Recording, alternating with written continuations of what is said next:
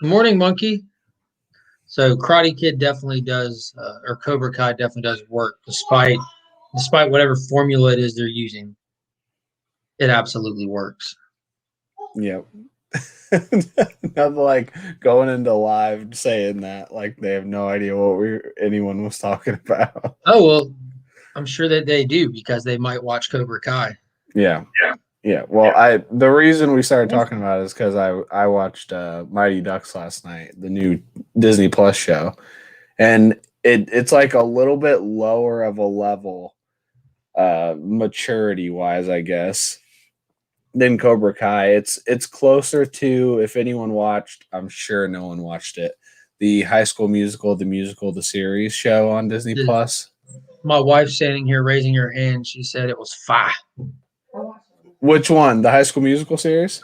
Yeah, Yeah, I watched it. It was okay. It was like super cheesy. There's a couple episodes that were terrible, but I love the first High School she Musical just said movie. all of So them. no, not all of them. No, it was pretty bad. Like some of the storylines were real bad. Yeah, well, I But mean, it's probably what you. I don't think when they're writing or getting High School Musical prepared, they're thinking, how can we move these people with this engaging storyline? Or they're probably like, how can yeah, we get to the next song to engage them with the song? some of the songs were pretty good, and I liked some of the kids in it too. You're But fine. the original High School Musical is just perfect. Everything about it. I'm actually a Zac Efron fan. Like I am too. I I never love him. watched High School Musical. Like I've Well, you never need seen him or to. anything. It's amazing. But just like having, I think the first thing, like I was completely aware of him, you know what I mean? But I think the first thing I actually saw or watched him in was 17 again, the comedy movie Yeah, with Chandler Bing. with what? Chandler Bing. I don't know what a Chandler Bing is. He's Oh, Kyle friends. just said Friends. Yeah, Yeah. yeah. I guess. Man, I don't even know why I just gapped his name now. It's something Luke in it or Luke something. Matt Perry, Matthew Matt Perry. Perry. That's it. Yeah. But yeah, I enjoyed that movie. It was funny. Leslie Mann's always really good in anything she's in.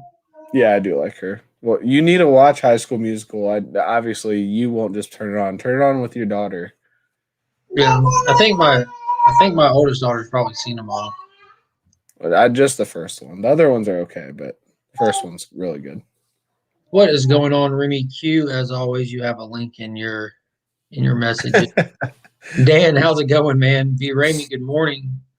Bart, my brother from across the pond, good morning or good afternoon to you. We have Piercy's Comics, how's it going, man? So, I wanted to get right to something. Falcon Winter Soldier episode 2 was amazing. It was a completely different show. Absolutely amazing. Every second of that show was solid gold. Like, Yep. that was awesome. Even the Wish.com winner Captain America that I was making fun of. He was You know amazing. what's crazy is like it was perfect them opening up with him and getting like into an Yeah. emotional side of it and everything. So so we all come at this character like they give you the little shock value of it. Now we're approaching him from a completely human standpoint, you know, and a completely emotional standpoint. It was really cool. But not getting into spoilers, obviously. The show hasn't been out too long, but the actor is not a secret who the actor is, but I didn't really look into this stuff before I watch it. I try not to do spoilers for myself. But it's the dude from 21 Jump Street. I was Yeah. gonna say the same thing. I didn't know it was him until And this episode. so I now I understand how basic masks work because I could not recognize the actor in it at No, all me neither. whatsoever. Now that shot that they used for the final shot of him in the first episode, I think that they should have reshot that angle or something because it was a very horrible. And you know what I mean? He looked weird, like as a human Yeah, it was being, something awful. looked off. Not even just him, but as a human being, he looked off. They should have just showed him from behind or something and made us wonder who he was. Just Yeah, that shot was awful. And he didn't look bad at all in this episode in his uniform. I no, thought it he looked looked good. cool. Looked really cool. His He gives backstory is a. amazing. I'm Mhm. like, I love him, like instantly love him. They make you root for him. Like Yep. you just kind of like sigh, like give this dude a shot, everybody. heart of gold at the moment. Yeah, for sure. Yeah. Good morning, Ryan. Check your messages if you want to hop on. You have the link. Promise Salami, what is up, my man? I made a morning stream. Yes, yes. Very cool. Yeah, it's I'm feeling the season change as well with my job. I do a lot of dog grooming. So you go from the wintertime where it slows down and you really just have like those customers with those really expensive breeds that have to be maintained. And now this time of year, like my appointment book is completely full. It stays full. And every dog that I see comes in looking like it just got saved out of a mining shaft, or either it just got attacked with a hedge clippers where the owners attempted to do it themselves. That's great. Full swing. But yeah, Falcon Winter Soldier, what a turnaround. Yeah, even the action, like I hated the action scene in the first episode. I know some people liked it, which is great, but I hated it. I really did. This action scene was fantastic. It was. It was very reminiscent of an Avengers movie for me. Yes, and it had story to add to it. It not only just had action, it had story. Now I like that major character reveal they did, and when I say that, I don't mean necessarily like a front running MC character or MCU character, but they address a very, very big part of the Captain America mythos that was introduced in Young Avengers in this. So there's a kind of a really big thing there, and Young Avenger books are probably going to heat up a little bit, probably not go through the roof, but I don't even know if I know this. Yeah, and I watched it. This show just gave it some legs. I'm going to message you what it is real quick so I don't spoil it. In the private chat? Just on your phone. Would you rather be in the private chat? It doesn't matter. Wherever. Oh, that's easier to type. But we'll have to figure it out. There it is. I knew that there was something going on, but I did not know like what it was. It's like the thing that'll pop up on YouTube and then everyone's going to know in a day. And it'll be like everyone knew the whole time. Like, yes, sir. No one knew this stuff. Like everyone reads all these comics and knows everything. Yeah, I had no clue. I wouldn't. Yeah, I didn't know that. Then the one who answered the door, I was typing fast, but the one who answered the door. Oh. No, didn't know that either. Yeah, but so that was actually like, okay, that wasn't just a throwaway thing. You know, that's really cool. Maybe they'll work into something. Good morning, Spider-Man. I definitely would have assumed that they were somebody, but. Oh, cool. Tell him good morning. What's up? He's watching us on YouTube. Oh, I was going to say, what's he watching? Yeah. That's funny. Yeah. Him. Yeah, that is him. He's looking at the phone and looking at you. That's him. That's how we get all those viewers. It's just then on all the different devices.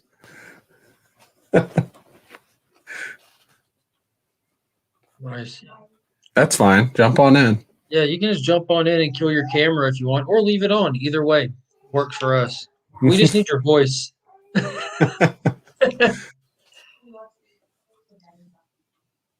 Ryan, did you stay up all night and watch it? No, he passed out early with the baby. Dude, I love those nights where you have all these grand plans to get all this stuff done, but then your kids are like, nah, and they just come up and snuggle up with you, and then like next thing you know, it's morning time, and you're not sure what day. You just wake up, you're like, I needed that. Yeah. Like the show, but found the opening action in episode 1 so cliche, episode 2 action. Absolutely. That is exactly what I said, Mike. They tried to honey dick us with Batroc, and it worked a little bit because it was cool seeing him back. It was cool seeing him there for sure. Remy Q, welcome back. Yeah, I texted Lisa. I texted my wife like after I watched this second episode that we can watch this now because she didn't want to watch episode 1 after we started it. So we're just going to watch episode 2 because episode 1 was not necessary. It's 100% not needed. Like when you look at it, all you needed like all you need to know from episode 1 is just the very last ending, and you don't even really need that because of how they open this Yeah. one. Yeah. You're right. You really like don't need anything. None of it. Maybe eventually you might like just the fact that they were struggling, his family was struggling. Maybe you need to know that at some point, but I doubt that's super important. Instead, I woke up like, what happened, and why am I in a tiny bed? I do that myself. My son sleeps in a Batmobile, but it's like 3.5 feet long, 4 feet long. So like I don't fit on it, and I'll wake up in agony in the middle of the night, just on a Batmobile, not knowing where I am. It's good stuff. Yep, so definitely watch that, and I'm sure you'll watch the Mighty Ducks. It was good. There's a couple eye roll moments, For but Mighty Ducks. yeah, for Mighty Ducks. But there was a couple good moments too. It's got the girl from I think Gilmore Girls. I've never watched Gilmore Girls, but I recognize her from like that existing. I'm more of a Gossip Girls guy myself. Maybe that's what it was. It's one of the two. I don't know. I don't really know. It's one of those two. I'm sure somebody will know. Do you hear that honking next to me? Yeah, I just assume there's a steamboat outside. Yeah, there's somebody that honks to like pick somebody up, and they honk every morning like this. That's crazy. It's awful. You don't ever just what you should just get like naked, put on a robe that barely does its job. It only does enough of its job to keep you from catching a charge, and walk out your front door and just be like, put my hands on my hips. What are you doing?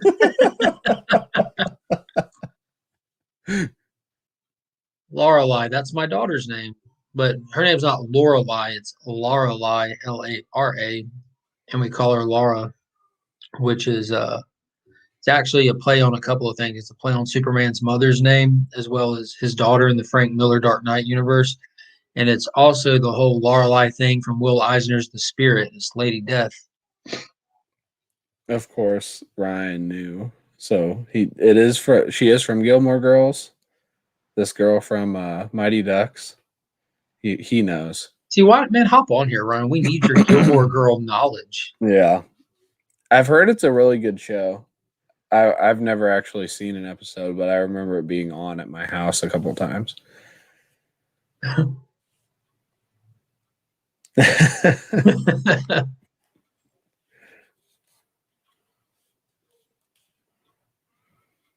So you watched the first 2 episodes of Invincible. Yeah. Wow. What'd you think? I just said it. Just wow? Okay. Wow. I was watching it, like just knowing everything that happens. I was like, oh, I hope people like this because I like it a lot, but I'm just like so excited. I don't know if other people are gonna like it. When I started it, that was the first thing I thought about. I'm like, I'm glad I have no context for this because when I worked in my LCS, I picked up some Invincible books and like read a few of them, and I don't remember a thing about what I read with them. I read I think I read the first volume trade paperback, and that was it. And I have no recollection of it whatsoever. Oh wow! So I'm not saying that the book was bad. I'm just saying like it was that long ago. It was recommended to me. I kind of read it on like an errand, to talk about it with someone. I don't even know if I ever ended up doing that, but that like 14 years ago at this point, 15 years ago, and it was really cool. I think the first episode, they had a weird pacing for me because they sit there with the guard and they take all the time in the world to establish that him and his stepson. That first opening, that was a super weird opening. I was super lost on that. And then they pulled a little scene with them again when they're on vacation and he calls them dad. I'm like, what are they about to do with these people? And they're obviously going to be doing something with them. But yeah, the weird pacing with that, and I felt like they kind of just blew through like the point to get him to a certain point in his, I don't know, in his life and his career, which I felt like it was just hopping fast forward, which I didn't mind because like an origin story is an origin story is an origin story, and I get why they did it because that's not where the story's being told. They just didn't want to leave it out. So that's really what it is in the comics too. Like it's just like that. Yeah, like definitely the story that he's trying to tell is once he's in the costume, which as soon as he gets there, like it smoothens out that quick hopping that they're doing, definitely smoothens out. And talk about shock value moments. Like they don't stop. You want to sit down with me? I was like, what was that sound? Oh, that's Finn. Sounded like a boat, but it was a chair. All right.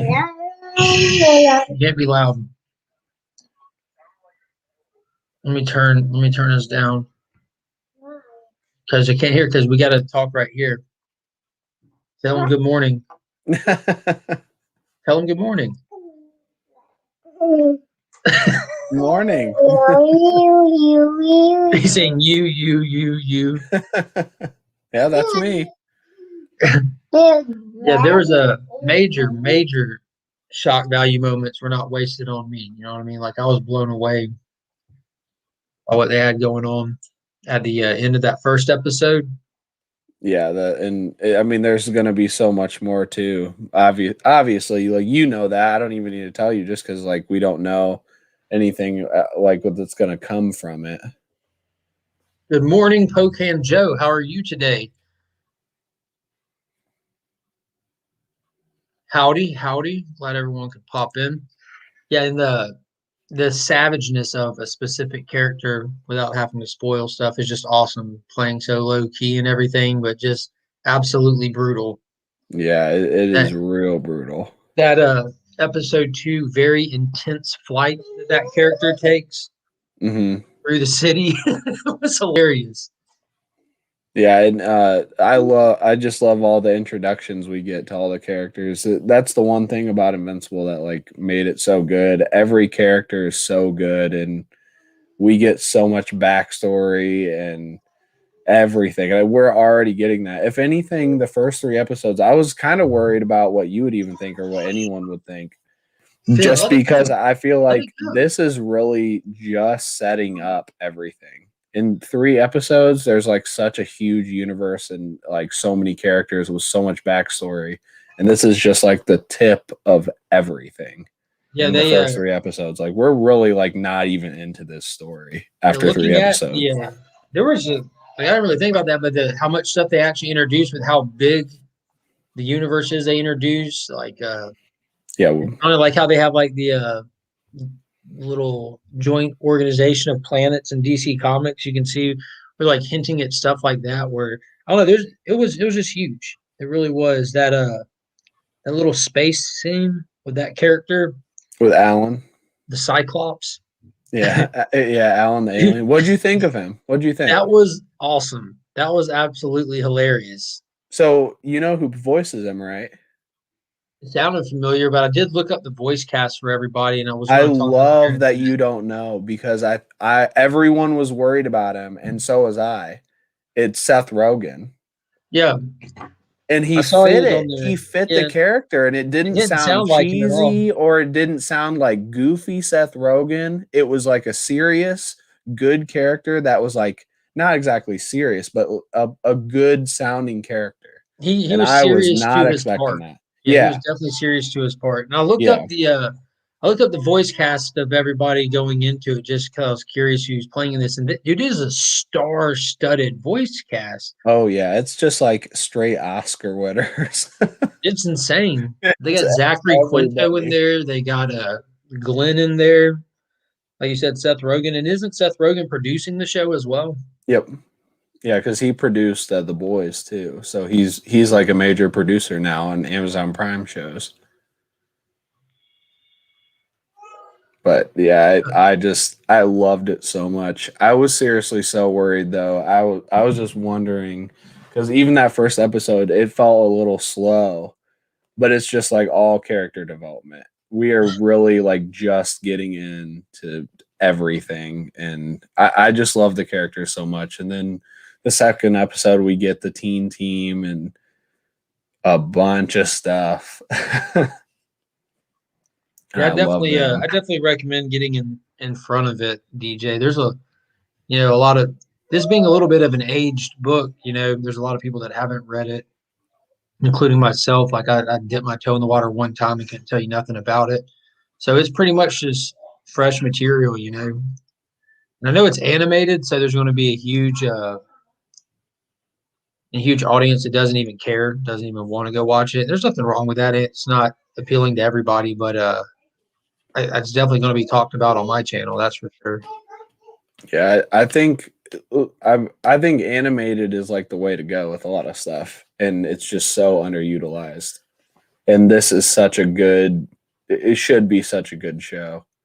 Yeah, I For was being familiar with him animated. in producing Invincible. I mean, Preacher. That was really cool. That was handled so well. Like I know this is being talked about for like a live action movie, Invincible, and Invincible. I'm just like not really sure about it. Frank Gogol talked about very briefly movies versus show last night, and there's just with something like Invincible that's ran its full course, so like the entirety of the story exists. For stuff like that, unless you're guaranteed like an unlimited amount of movies in a small time frame, you really don't have what you need to tell the story with Yeah. proper respect.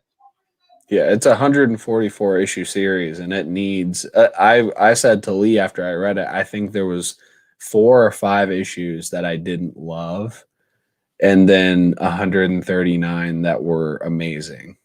So at the very least, if you want to go live action, like you really need to do TV shows where you can kind of drag it out to tell a proper story, because just the first 2 episodes is the length of a movie. These episodes, they kind of hit Disney Plus below the belt with those little miniature episodes that Disney Plus puts out and gave us 40 something minute long episodes for Yeah. Invincible.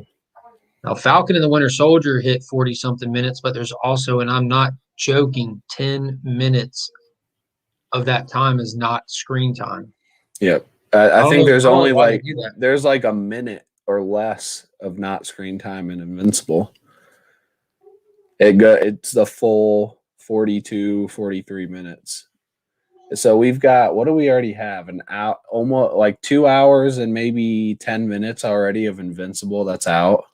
Yeah. And like I said, we basically have not started the story. We have just the remnants of the beginning of Invincible. Yeah. 2 I wonder hours how and 10 much they minutes were. in.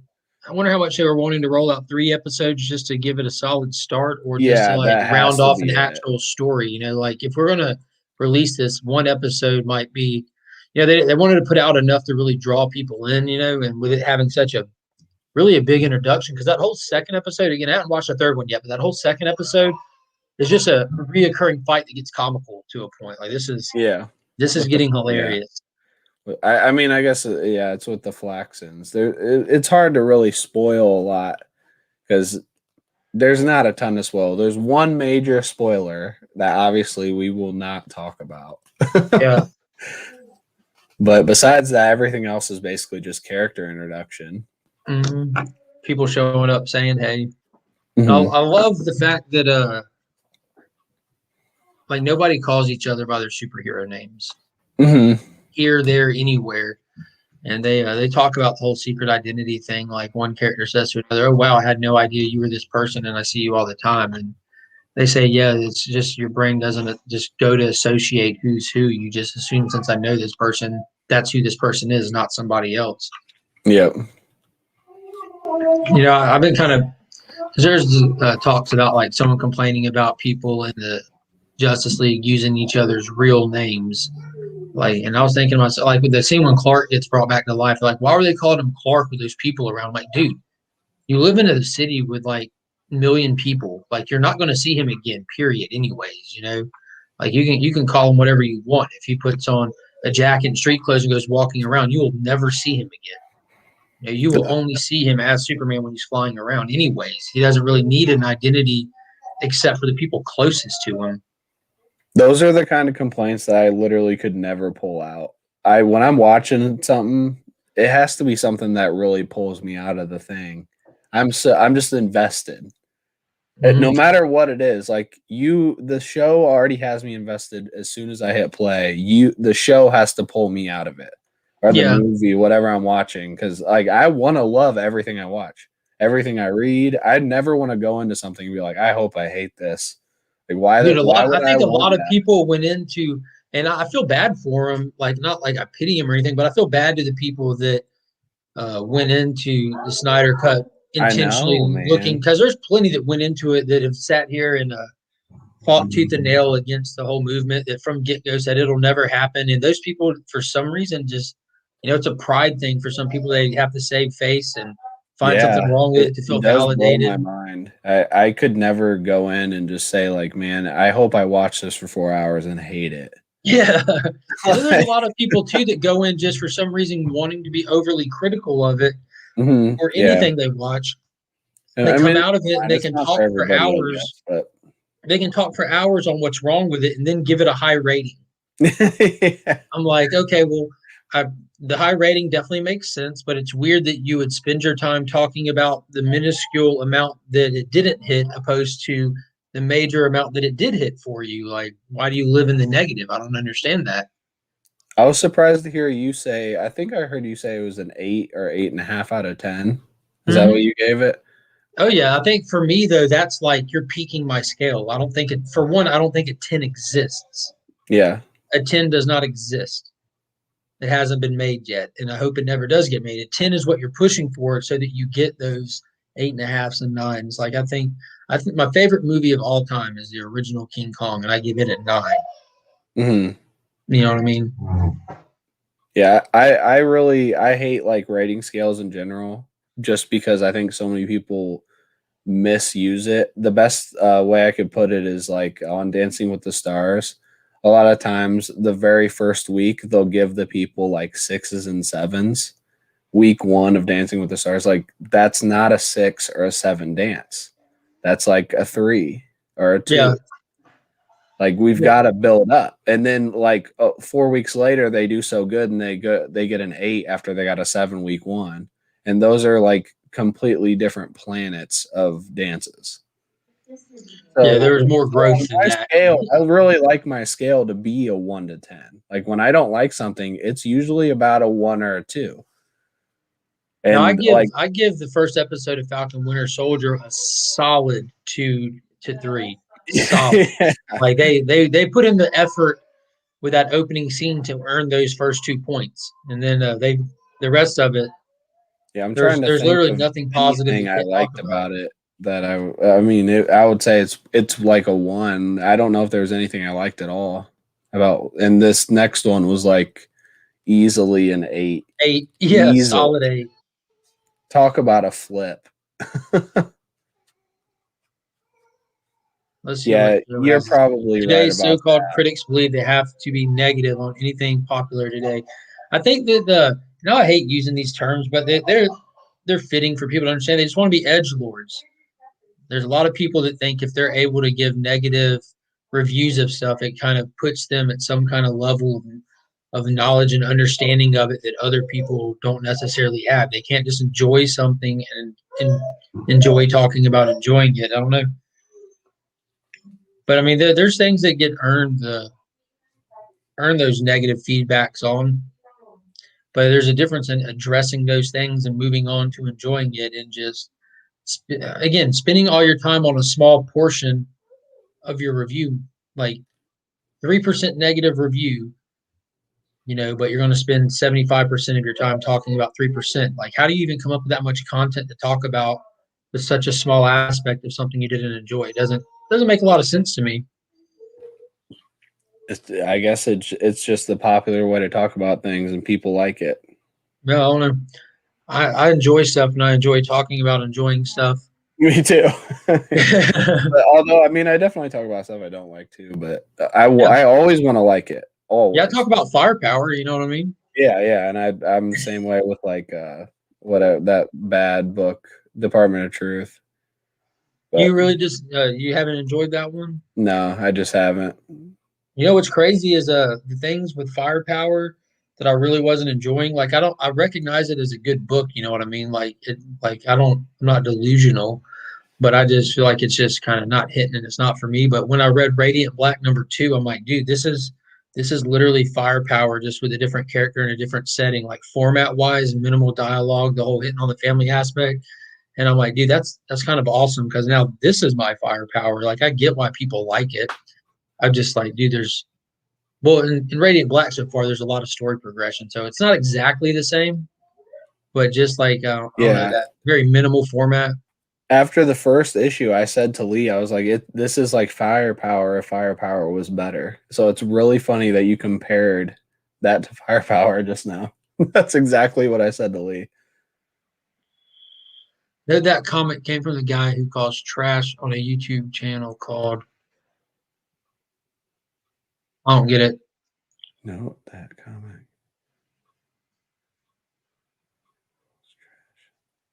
I'm not sure.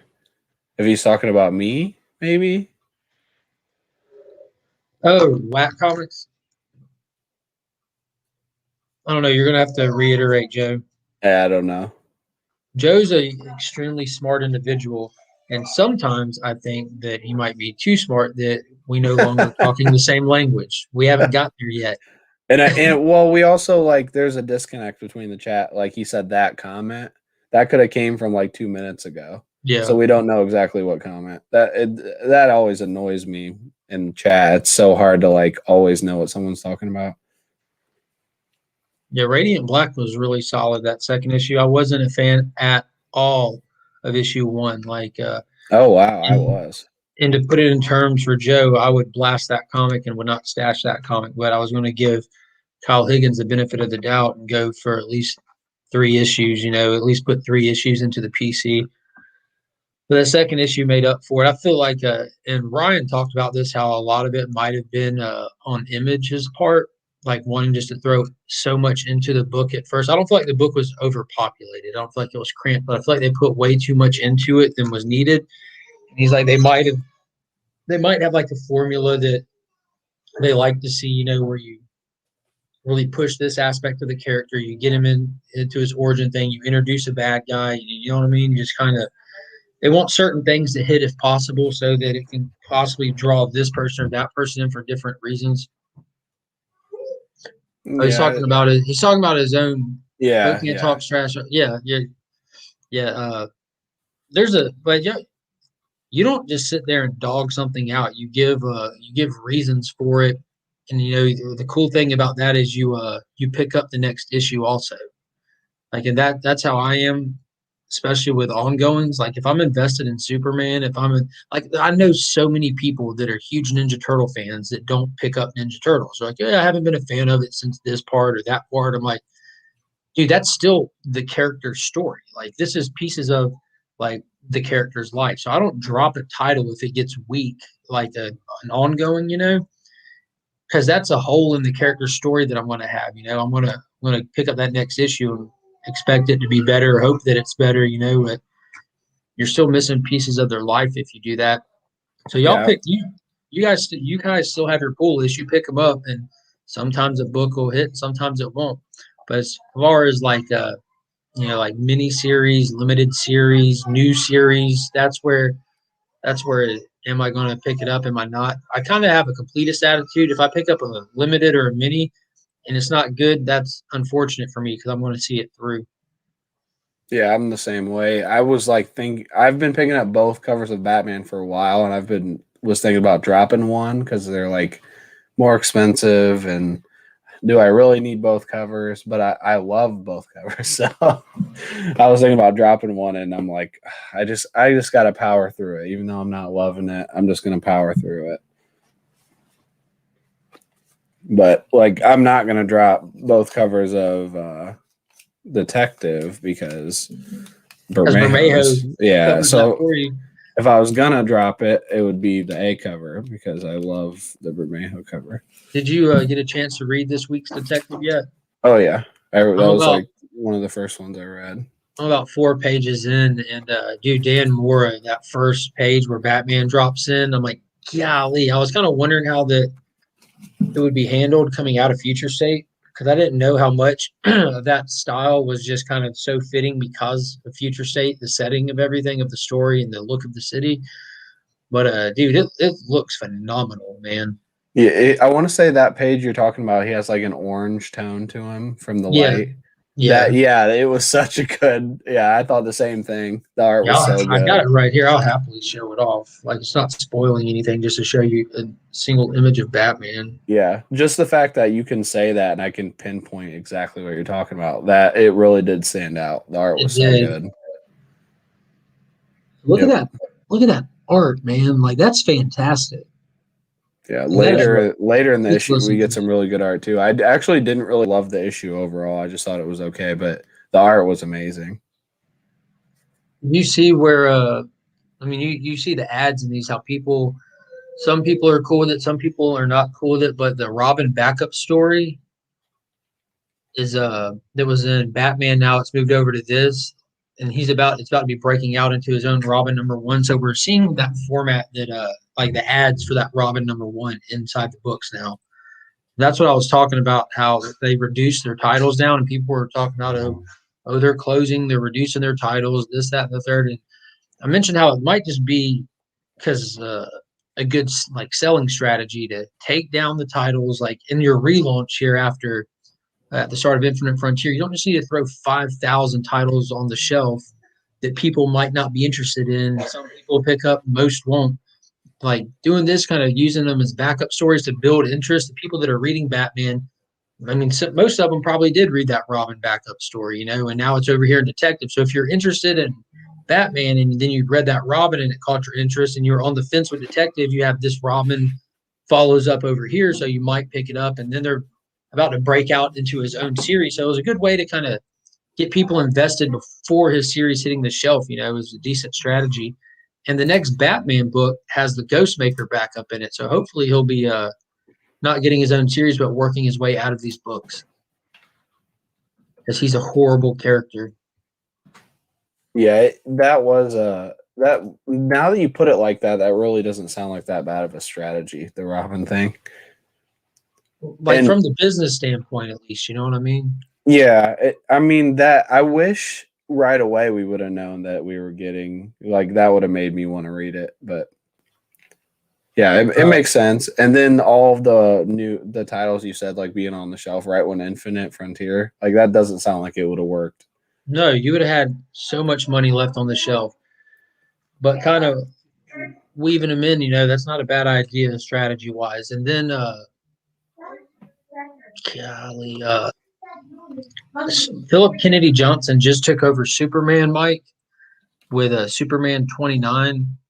And that was part 1 of the Golden Age storyline. And then part 2 was in Action Comics 1029 last week.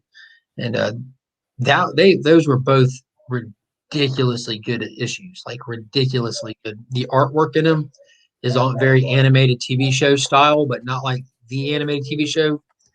Like it's definitely its own style, but it's very reminiscent of what an animated show would look like, which I'm not normally a fan of, but it works really, really well. And it looks really, really good. But it was a very solid 2 issues, and I'm pretty sure that was like the end of that arc. It was kind of just putting us into the timeline of what's going on and where these characters stand. I'm excited for Philip Kennedy Johnson to be on that book. I feel like he really understands these characters, and he's kind of got a lot of focus toward Jonathan, who I think needs to be front running a good bit. If you're going to introduce these characters, you got to grow them with your main fan base. You have to get people invested in them. And I don't know why, but I've always just been drawn to Superboy. Like whether it be Connor with a leather jacket back in the day when I was a kid, he hit the shelves, and that was just like the coolest thing ever. Or this Superboy now. So that's the cool thing about Suicide Squad. We have Connor on the team. I think that's amazing. Such a far cry from his time on Teen Titans when Jeff Johns was writing it. I don't read any of that, so I don't know. Did you read this? Are you reading this? I'm not. Yeah. I'm surprised with you doing dog stuff. Dude, you'd be very surprised. Like I'm very off put by dog stuff. Like there's this guy who's created his own comic that stars a pit bull, and he even reached out and sent me a link and a message or email or something. And it was this thing, like it was pretty much the pitch. He's like, yeah, check this out because it's about a pit bull based on my pit bull. I hate that these dogs get such a bad rap, and I want people to really know their true side, this and that. But I actually know pit bulls' true sides. And I would be the first one to tell you, you can have a sweet pit bull at home, but they're horrible dogs. It's ingrained in their DNA to fight. Like that's why they exist. That's why they were bred in the 1800s. That's where they come from. So I'm just like, no, I don't. It's different when you work around animals, man. You should have had him send it to me. Yeah. But yeah, I don't know. And I'm sure that's a little bit of bias that I might need to get past and try stuff out. But I also have zero time, and I've got a lot of emails from people that send me stuff and ask me if I'd be able to check it out. And I'm pretty much like, I would love to if I can get time, but no promises, you know. Always send them my way, man. I'm like literally reading. I read 6 issues yesterday of stuff people sent me. Yeah, I'm trying to like lighten up my skin. I'm not going tanning as much. Yeah, Do you read this? Haha. I don't. Well, this was a really good one, and there's like no talking basically because he's a mime. It was really interesting. Is it done good like read. Ice Cream Man, where each issue is just kind of focusing on a different story and a different character? Yeah, it's an anthology. Morning, Gray Man. It's not. It's definitely not been as good, I guess, as Ice Cream. It's hard to really say that this early, but because issue 2 was amazing of Haha, but Have you heard of Ice Cream Man ending soon yet? no, I just saw Martin Morazzo say that he just did the cover for issue 26. I want to say it was 25 or 26, and that he's not heard anything about it ending because I had heard rumors of it, but he just said no. I was talking to somebody a while back, and they said that they had heard that it was ending around that point. Yeah, I heard that too. Nothing written in stone or nothing, but it was somebody that it wasn't just a fan or a reader. I honestly thought it would be, but who knows? Maybe it'll be a surprise. Maybe we'll just be like, that was it, and we're not. That's like, what they did with Walking Dead. Yeah, I know. Put the issue out and like, I hope y'all enjoy. This is the last one. Yeah, I have a feeling that's what's going to happen. Like, how many issues of an anthology of Ice Cream Man can we really get? Like as many as they can think of to write. Well, I'm sure he could write it for a long time, but I don't know if he wants to. Like, he's already writing this now. And how many episodes of Tales from the Crypt were there? I don't know. A lot. A lot. And each episode was just a different random horror story, you know? The last page was a letdown. I don't remember being let down. Now I need to like look at the last page and wouldn't remember why. Another one that I read this week was Batman Superman 16. I heard that was really good. Holy crap, that was a good book, man. Like that was a ridiculously good book. I got off Batman Superman when we were in like the Batman Who Laughs stuff because I was just tired of him. That was like the first 3 issues, I think. Yeah, it was really early. I want to say I was like issue 5, but okay. I was just so tired of the Batman Who Laughs. I was done. Yeah, I think his miniseries went into that, and then that took you to Hell Arisen or something. At that point, following the continuity in DC was for an average reader probably painstaking. For myself, it was a complete delight. Like reading something and then getting to be continued in this other title. I'm like, yeah, I'm there. Well, let's get it. I enjoy playing Chase the Continuity. And I don't think it's something that is a good strategy for longevity at all. But when you're already reading a lot, it really doesn't hit you like somebody who's just pulling character titles. Yeah, it's a lot to follow. I'm not a big fan of that. What else you pick up this week? I didn't pick up a lot. I think I read most of it. Let me just look on my Twitter.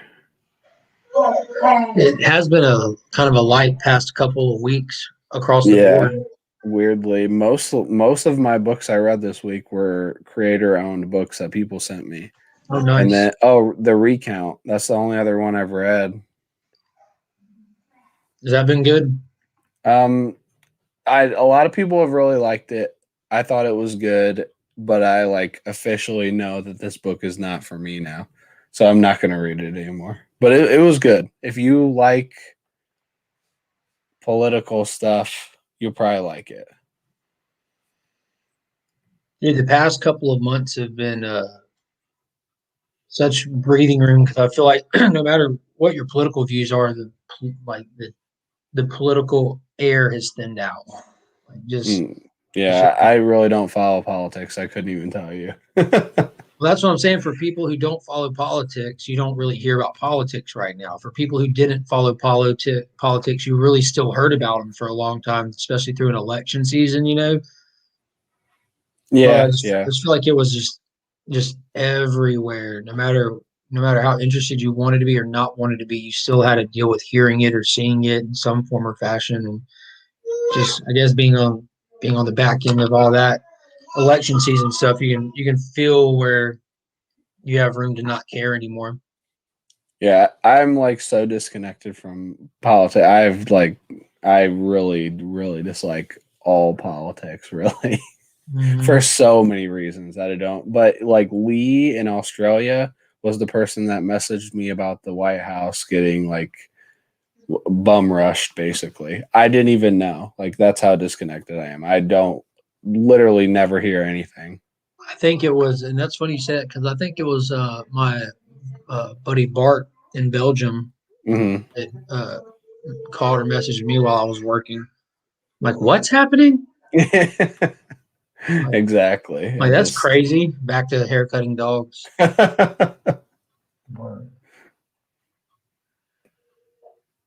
What's that one say? Oh, that's cool. Yeah, Finn's got that cool swag. what is that? What's Robomech? Robomech. It's just from a store called Carter's. It's just a kid's store. They don't really use too many licensed properties or anything. It's just, it's very similar to I whatever. It's RoboCop. I was definitely convinced that that was a real character, honestly, Yeah, it does from look like like a a transformer. Nickelodeon show or something. Yeah, it looks just like a transformer.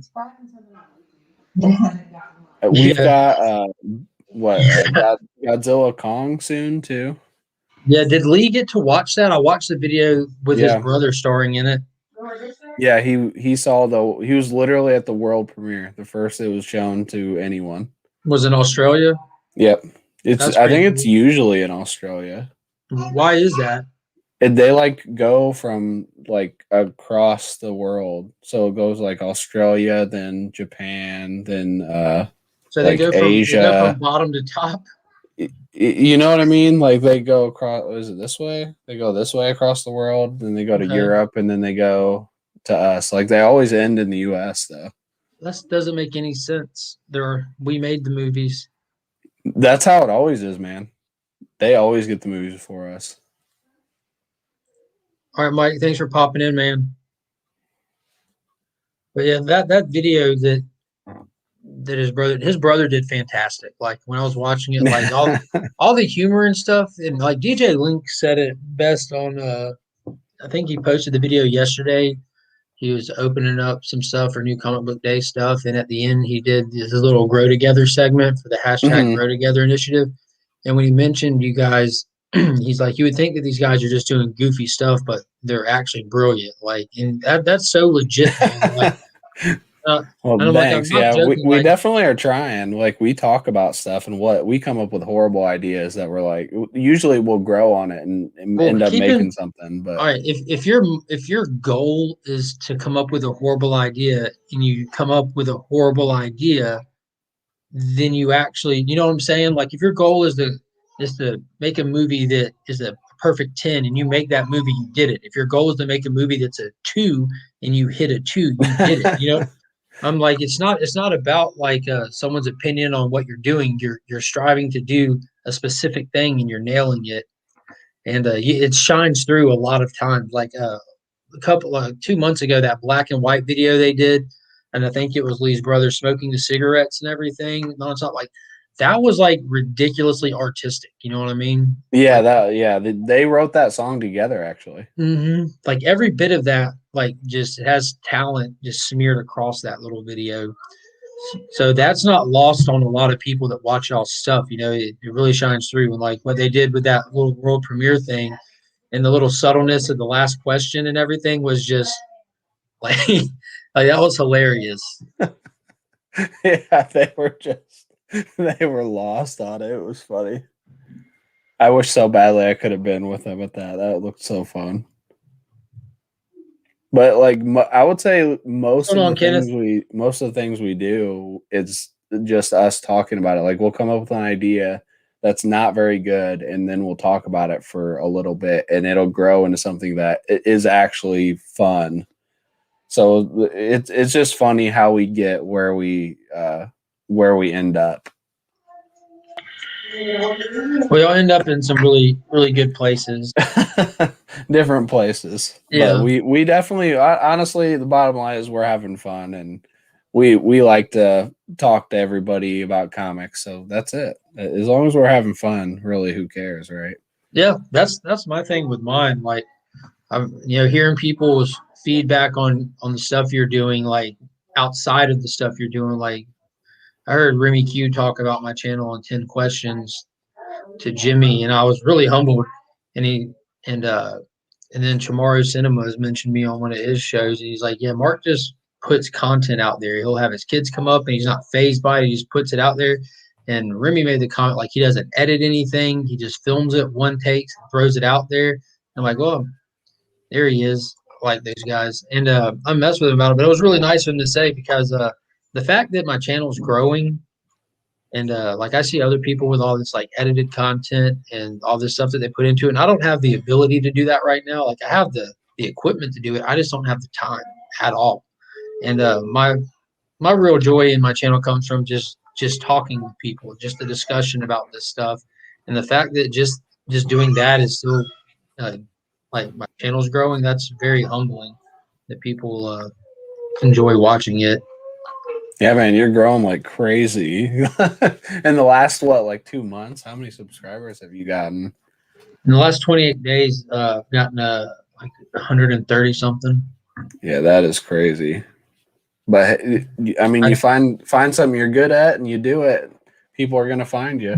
Well, that's what was weird. Is like I'm not looking for something I'm good at. I'm just looking to have fun, and it just you're good at having fun. The fun's working out. Yeah, I think a huge part of it, and I don't know how big of a part of it. I think that there's definitely a huge aspect that is a bonus. That if there's people out there that lean more DC for whatever reason, at least there's a channel that is consistently putting out conversation about DC that's coming out. Because most people, for a lot of people, they've gotten their introduction to comic books via the MCU movies, which are Marvel. So they come into comic books reading Marvel, and then you slowly kind of expand, or you kind of just stay in that niche. But there's not as many people putting out DC content as there is putting out Marvel content. When I first started like watching YouTube, I want to say it was just over a year ago. Like I was really watching a lot of comic book people, and I don't think anyone was talking about DC. And now I feel like no one's talking about Marvel. It's like Thor, and is there one Venom? That's about it. That's wrapping up, man. They're going to be moving. They're going to be doing a huge paradigm shift with that character. But before it was everything. It seems like no one cares about Marvel anymore. Like I got into comics because of DC, and then I was expanded to everything but Marvel. Really, I just really can't stand the Marvel comics. Before I started doing content, like I would watch people's content, and I would hit up the chats. I would like here and there, and I'd be like, "What about this book?" or "What about this?" Or like, "Yeah, I didn't pick it up. I don't read that." I'm like, "Huh." And then one of them recommended me to Steve's channel, the Comic Jabroni. Said for Power Rangers, check out Bird Family 54, and he was in the chat. And while I was watching that video, as soon as he said that, I got a new subscriber alert. And I didn't really have I didn't have any comic content on my YouTube, but it was Steve. Like it was basically a notification. So I went and followed his, and he enjoys DC and he likes Power Rangers. That was like finding like I felt like I made it home when I found that channel. You know what I mean? Yeah, yeah. DC and Power Rangers. How did I not? Yeah, my wife's like this. Thank you. Yeah. Like, how did I not find this channel sooner? Yeah, if I don't remember what I was gonna say. But yeah, I know what I was gonna say. If I was gonna read a Marvel comic, I actually think I would just go back and look at old Marvel comics because I don't think any of the like new ones really interest me. King in Black's been solid, and I've liked Venom, but besides that, None. And that's how I was, and how I've been for a long time. Like I read a lot of back issue Marvel stuff, a lot of it, a lot of stuff that I've read, I reread the stuff that really, really hit. But when I was I used to watch the Jabroni's channel a lot, and he would do his pickup videos, and he'd be like, "Yeah, I have no Marvel this week. Yeah, I have no Marvel this week." I'm like, "Yeah, like, is anybody picking up Marvel?" Then you get over on Facebook, where it's just a completely different animal in a lot of those groups, and they're just a bunch of people that kind of are spec buying or just kind of trying to find the niche, and it's just a lot of just Marvel and variant conversation. If well, not really conversation, but just comments, and not really a lot of people commenting or discussing or reading in a lot of the groups that I've found. Most of the groups that I've found on Facebook are just selling groups. And that's really not where I'm at. The only group that I'm on Facebook that talks about reading is Jim Mintz, the Geminites. Dude, I'm on that one too, and it's a different demographic than I'm at, because the vast majority of posts on there are just who's buying this omnibus. Did you buy this omnibus? Let's get this omnibus. Yeah, omnibus, I omnibus, feel like they talk about reading them, but yeah, you're right. Granted, It's mostly I pop into Facebook like maybe 2 or 3 times a day just to scroll my notifications, just to see if there's anything I need to see. Pretty much John Jang related, because he's heavy on all social medias. But I am in a group called the Jang Gang, and a lot of actual creators are in that and active, like very active. Like Alan Qua's in it, Aaron Bartling's in it, Jang's in it. Oh, you look so cute. They look like little sailor shorts. Another one. The whole family in today. Yeah, well, this is the same one, just in a new outfit. Oh, yeah. Yeah. My 13-year-old's at her mom's. Yeah, you can't have that. Okay. Here, Move along.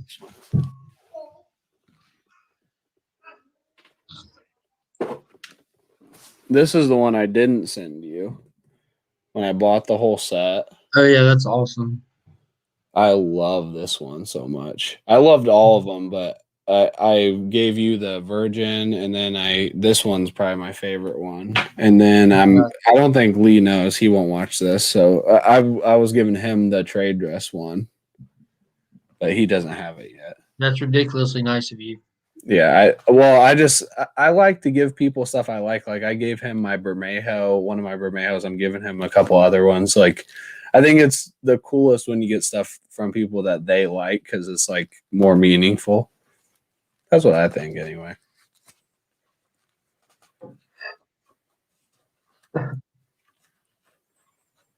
And I know you love Jang, so you needed that.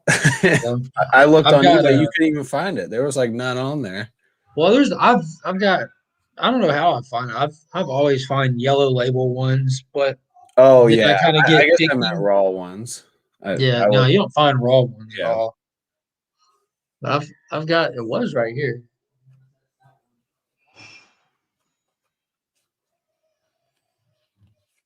Loud crash and a baby crying. Good. I know what was that? Where was it? It was on the table at the hallway, right on Sears for the attic. So there's lots of yeah. I'm gonna go clean up some glass. Oh, okay.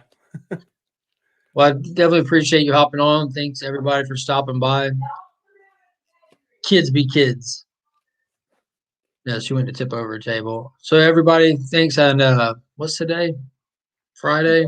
I have to work on my day off here in just a little bit, but new comic book day tomorrow, at Weeks End Sunday. Hope everyone can stop in for the live show where we break down everything and get into spoilers. So if you get a chance to watch anything or read anything, definitely stop by and let's talk about it. Until then, as always, I'm Mark, but we are Legion.